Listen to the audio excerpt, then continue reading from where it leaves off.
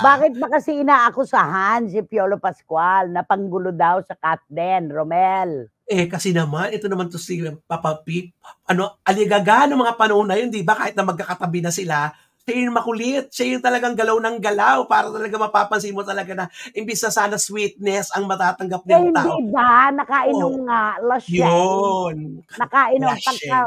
hindi nga ba't pagka laseng, 'di ba, makulit talaga. Oo, At least aminado si Piolo na nakainom siya talaga, 'di ba? At mm. saka meron pa ako nabasa, naku, pumili-pili ka naman ng kaedad mo, Papa P. Huwag ka na makipaggulo-gulo pa diyan. Hindi mo na 'yan moment. May mga gano'n, 'di ba? Ano po Oo. kasi, parang 'di ba, ang ganda-ganda na nung pagsasama, pagtatabi ni Alden Richards at saka ni Catherine Bernardo. Biglang susulpot si Piolo.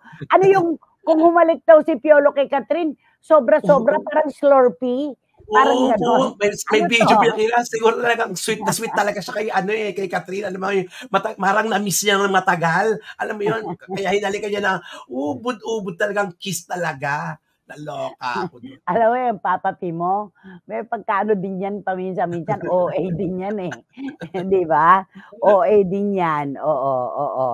Teka, naku, eto na naman, nagsimula na naman ang mga text messages na hindi ko puwedeng basahin, 'di ba? Naku, ayan na. Naku, Ching Bautista Silverio, John, hindi ko kayang basahin ito. Sino daw ba kasi ang pakay? Dahil pagka daw may alak, may balak, ayan na. Naku, nakakaloka ha. Eto, one word of advice kay Mr. Piolo Pascual, sabi ni John. Dapat alam mo ang lugar na dapat mong puntahan.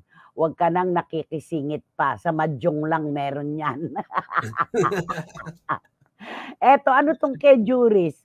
Wala namang nakikitang mali siya sa kulitan ni na Papa P at Catherine na para bang magkapatid lang sila. Siguro Mm. maloko at mahilig mang-asar lang talaga si Papa P. Yung mga fans niya nga na gustong magpa-picture sa kanya ay hindi rin nakalagtas, 'di ba? Sabi ni Juris Doctor Channel. Hindi, kapagka talaga Juris, pagka talaga nakainom, wala sa tamang wisyo 'yan eh.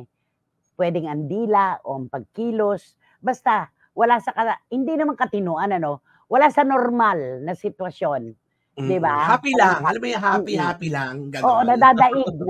Oo. Feeling tatay na siguro siya ni Catherine 'pag may alak, may balak. Charot, sabi ni Boycie Karagay. Eto, baka naman si Chuchu ang Diyos ko. Philip Villanueva, hindi ko naman kayang basahin 'to. Ano ba, nilalagay niyo naman ako sa alanganin, Biyernes pa naman ngayon, dapat chillax-chillax tayo, 'di ba?